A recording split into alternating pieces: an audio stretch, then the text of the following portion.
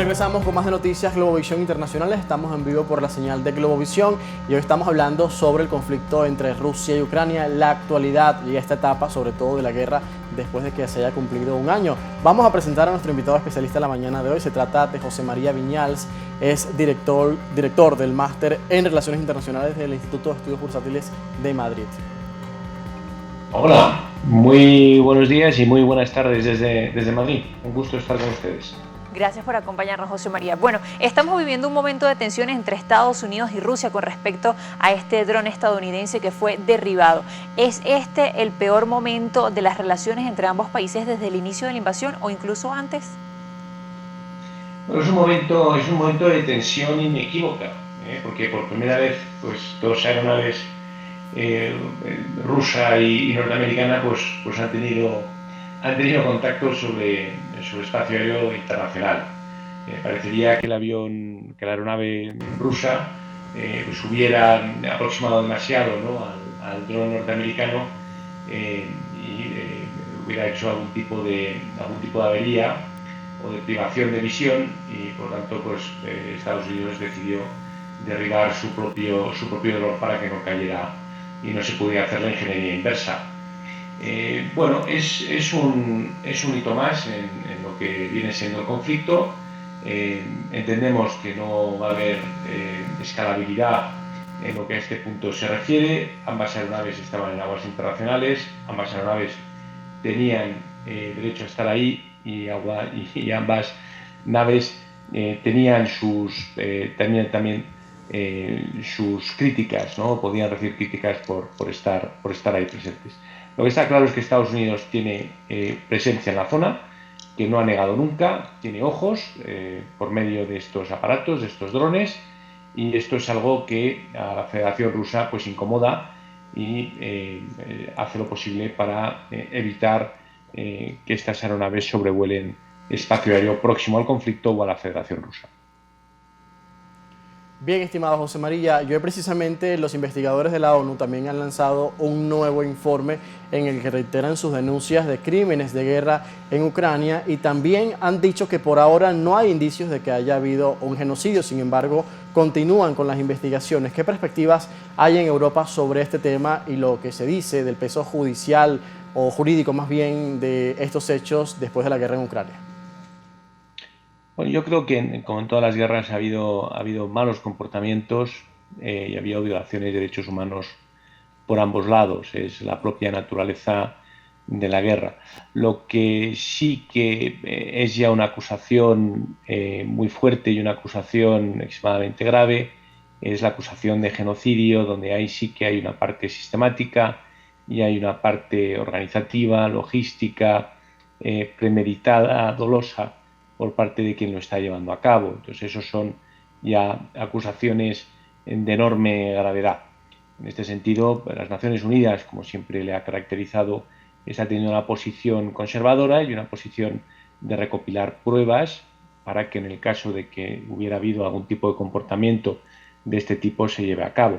Lo que sí que parece, por lo que se puede ir viendo, es que en efecto, pues de forma aislada, unidades de ambos bandos, de ambos ejércitos, pues de forma descontrolada o de forma no premeditada por sus autoridades, pues hubieran podido realizar crímenes contra la humanidad, pues ya fuera por medio de torturas o ya fuera por otros medios.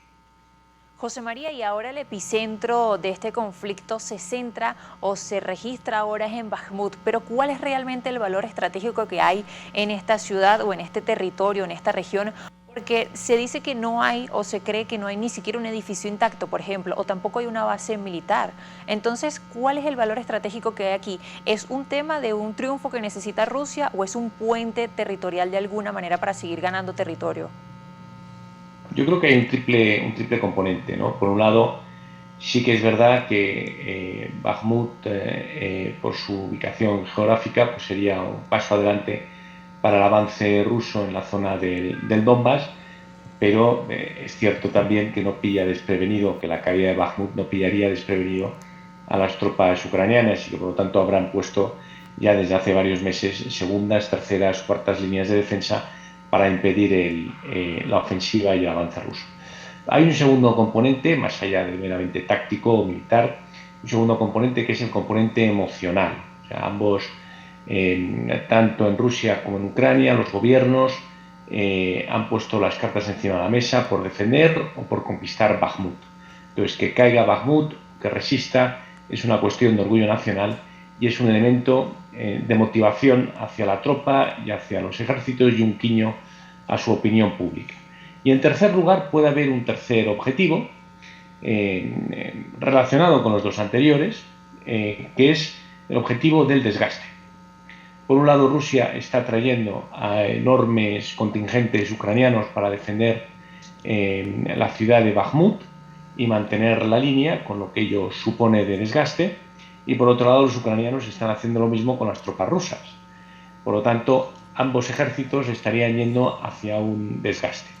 Lo que habrá que ver es cuál de los dos ejércitos puede aguantar más, es decir, si Ucrania, con el apoyo de aquellos países que la apoyan y que le están suministrando armamento, donde, por cierto, hoy, hace escasas horas, el presidente de Polonia ha anunciado que en los próximos días hará entrega de 4 aeronaves MiG-29 del ejército de la aviación polaca a Ucrania.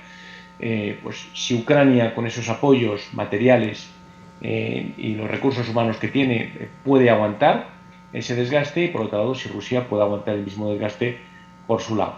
Pero ambos gobiernos han señalado que Bakhmut es un desgaste para la parte contraria. Solo la historia pondrá a cada uno en su sitio y veremos si este nuevo Stalingrado, ¿no?, como se le está llamando en el conflicto ucraniano, va a ser de verdad lo que venza la balanza entre los dos ejércitos y si habrá un pre-Bakhmut y un post-Bakhmut en el conflicto de Ucrania. Bien, estimado José María, y por el otro lado, ya para finalizar, tenemos las medidas y contramedidas que toman las partes en este conflicto.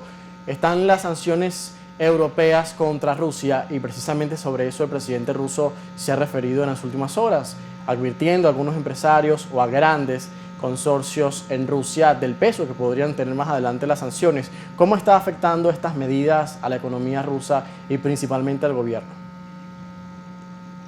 Bueno, yo creo que las medidas afectan, las sanciones, ¿no? Afectan, como hemos visto a lo largo de la historia, ¿no?, la última mitad del siglo XX y lo que llevamos del siglo XXI, las sanciones realmente afectan a las clases medias, a las clases populares, a las rentas más bajas y más desfavorecidas de las sociedades que son sancionadas, privándoles de lo que son productos, de lo que son servicios que vienen del exterior, de bienes más económicos, etc. Las sanciones, por lo tanto, tienen poco de humanas, ¿no? Rusia se ha preparado, ha tomado medidas de política económica, de política monetaria, medidas internas, económicas, de reajuste de lo que es sus líneas de producción, sus capacidades industriales, se ha vuelto algo más autárquica y luego, sobre todo, ha girado en lo que es su esfera de interés desde Occidente hacia Oriente, abriendo dos vías importantísimas. Por un lado, lo que es la vía transiberiana, conectando Rusia con sus aliados, ¿no?, de antiguas repúblicas soviéticas como Kazajistán, Azerbaiyán, o ese nuevo socio que es China, ¿no?, para todo. Y por otro lado, lo que son las vías árticas, donde desde las estaciones árticas se llevan cantidades de LNG muy importantes que abastecen no solamente a Europa, sino también a países aliados como son Nueva Zelanda, Australia, Japón, Corea del Sur o la propia China. Luego, en ese giro hacia el este, Rusia está buscando esa forma de evitar los efectos de las sanciones, aparte de haber tomado medidas importantes desde el punto de vista económico. Rusia, por ahora, no ha sucumbido a las sanciones occidentales ni de los aliados, pero sin embargo no olvidemos que las sanciones económicas son lluvia fina, es decir, los efectos se van notando cuando ya va pasando un tiempo prudencial donde pues, se ve ya escasez en determinados sectores, en determinados componentes, en determinadas industrias estratégicas y que en 4 o 5 años pueden llevar a un menoscabo importante de la economía rusa. Por lo tanto, las sanciones no van orientadas a tener un efecto inmediato, sino a tener un efecto